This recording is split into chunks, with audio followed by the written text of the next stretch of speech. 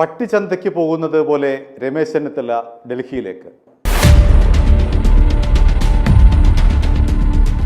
പട്ടിച്ചന്തയ്ക്ക് പോകുന്നത് എന്നതൊരു പഴഞ്ചൊല്ലുണ്ട്. ഏതാണ്ട് അത്തരത്തിലാണ് രമേശ് ചെന്നിത്തലയുടെ നാളെ ഡൽഹിയിലേക്കുള്ള പോക്ക്.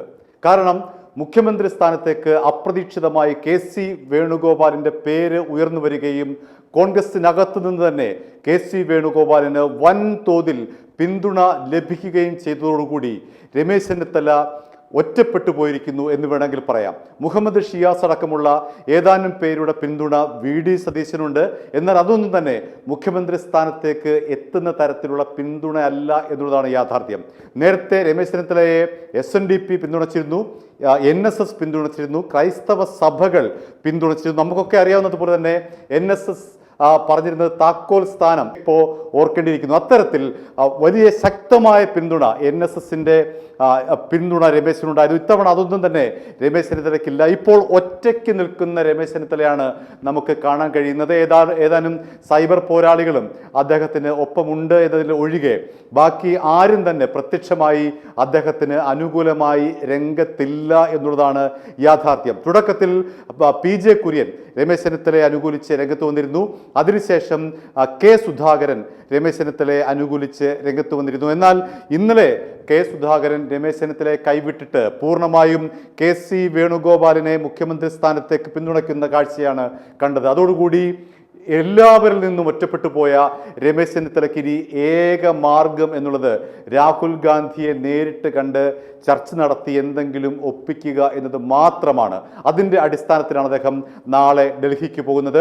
എന്നാൽ അദ്ദേഹവുമായി അടുത്ത വൃത്തങ്ങൾ പറയുന്നത് ഇത്തരത്തിലുള്ളൊരു മുഖ്യമന്ത്രി ചർച്ചയുമായി ബന്ധപ്പെട്ടിട്ടുള്ള അല്ല അദ്ദേഹത്തിൻ്റെ ഡൽഹി യാത്ര എന്നാണ് പ്രധാനമായും ഈ ചെന്നിത്തലയോട് അടുത്ത് നിൽക്കുന്ന വൃത്തങ്ങൾ പറയുന്നത്. മറിച്ച് മഹാരാഷ്ട്രയുടെ ചുമതല രമേശ് ചെന്നിത്തലയ്ക്കാണ്.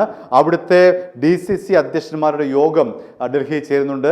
അതിൽ പങ്കെടുക്കാൻ വേണ്ടിയിട്ടാണ് രമേശ് ചെന്നിത്തല പോകുന്നത് എന്നാണ് അദ്ദേഹവുമായി അടുത്ത വൃത്തങ്ങൾ പറഞ്ഞത്. എന്നാൽ അവിടെ മറ്റൊരു പ്രശ്നം കൂടി വരുന്നുണ്ട്. കാരണം രമേശ് ചെന്നിത്തല നേരത്തെ പറഞ്ഞത് വോട്ടെടുപ്പ് കഴിഞ്ഞതിന് ശേഷം തമിഴ്നാട്ടിലേക്ക് താൻ പോകും, അവിടെ താരപ്രചാരകരുടെ ലിസ്റ്റിൽ താനുണ്ട്. അതുകൊണ്ട് തന്നെ ഈ കേരളത്തിലെ നിയമസഭാ വോട്ടെടുപ്പ് കഴിഞ്ഞ ഉടൻ തന്നെ തമിഴ്നാട്ടിലേക്ക് പോകുമെന്നാണ് പറഞ്ഞിരിക്കുന്നത്. ഇപ്പോൾ രമേശ് ചെന്നിത്തല തമിഴ്നാട് യാത്ര റദ്ദാക്കിയിരിക്കുകയാണ്. അതുകൊണ്ട് തന്നെ നമുക്ക് മനസ്സിലാക്കണം, തീർച്ചയായും രമേശ് ചെന്നിത്തല നാളെ രാഹുൽ ഗാന്ധിയെയും മല്ലികാർജ്ജുന ഖാർഗെയെയും കാണാൻ വേണ്ടിയിട്ടാണ് ഡൽഹിക്ക് പോകുന്നത്. ആരുടെയും പിന്തുണയില്ലാത്ത, പാർട്ടിയിൽ പിന്തുണയില്ലാത്ത, അതേപോലെ തന്നെ സാമുദായിക നേതാക്കളുടെ പിന്തുണയില്ലാത്ത രമേശ് ചെന്നിത്തല തീർത്തും ഒറ്റപ്പെട്ടിരിക്കുകയാണ്. അവിടെ തനിക്ക് ഏക പിടിവള്ളി രാഹുലും അതേപോലെ തന്നെ മല്ലികാർജ്ജുന ഖാർഗെയുമാണ്. അവരെ കണ്ട് നേരിട്ട് ബോധ്യപ്പെടുത്തുക എന്നുള്ളതാണ് രമേശ് ചെന്നിത്തലയുടെ വ്യക്തിപരമായിട്ടുള്ള നീക്കം. അദ്ദേഹത്തിനെ രക്ഷിക്കാൻ അദ്ദേഹം മാത്രമേ ഉള്ളൂ. ഏതാണ്ട് 2 ടേം അദ്ദേഹത്തിന് പ്രതിപക്ഷ നേതൃസ്ഥാനത്ത് ഇരിക്കേണ്ടതാണ്. ഒന്നാം പിണറായി സർക്കാരിൻ്റെ കാലത്തും 2ാം പിണറായി സർക്കാരിൻ്റെ കാലത്തും. എന്നാൽ 2ാം പിണറായി സർക്കാരിൻ്റെ കാലത്ത് രമേശ് ചെന്നിത്തലയെ പ്രതിപക്ഷ നേതാവാക്കിയില്ല. അതിന് കാരണം, അതിന് പിന്നിലുള്ള പ്രധാനപ്പെട്ട ചരട് വലിച്ചത് KC വേണുഗോപാലാണെന്ന് രമേശ് ചെന്നിത്തലയ്ക്ക് കൃത്യമായിട്ട് അറിയാം. തന്നെ പ്രതിപക്ഷ സ്ഥാനത്ത് നിന്നും മാറ്റി, പ്രതിപക്ഷ നേതാവ് സ്ഥാനത്ത് നിന്നും മാറ്റി VD സതീശനെ അവിടെ അവരോധിച്ചതിന് പിന്നിൽ KC വേണുഗോപാലാണെന്ന് ന്യായമായും ചെന്നിത്തല സംശയിക്കുന്നുണ്ട്. ഉമ്മൻചാണ്ടിക്ക് ശേഷം കേരളത്തിലെ ഏറ്റവും മുതിർന്ന നേതാവ് എന്ന നിലയിൽ തനിക്കാണ് മുഖ്യമന്ത്രി സ്ഥാനത്തിനുള്ള അർഹത എന്നും ചെന്നിത്തല കരുതുന്നു. ഇക്കാര്യങ്ങളെല്ലാം തന്നെ അദ്ദേഹം രാഹുൽ ഗാന്ധിയെയും മല്ലികാർജ്ജുന ഖാർഗെയും നാളെ ബോധിപ്പിക്കും എന്ന് തന്നെയാണ് നമുക്ക് കരുതേണ്ടിയിരിക്കുന്നത്. അത്തരത്തിലാണ് അദ്ദേഹത്തിൻ്റെ നീക്കം. ചുരുക്കത്തിൽ സംഘടനാ തലത്തിലും സംഘടനയിലും അതേപോലെ തന്നെ മറ്റ് ബാഹ്യമായിട്ടുള്ള പിന്തുണയും നഷ്ടപ്പെട്ട രമേശ് ചെന്നിത്തല ഏകാംഗ പോരിനാണ് പുറപ്പെട്ടിരിക്കുന്നത്. അത് എത്രത്തോളം വിജയം കാണുമെന്ന് നമുക്ക് കാത്തിരുന്ന് കാണേണ്ട വസ്തുതയാണ്. i2i News, an eye for truth.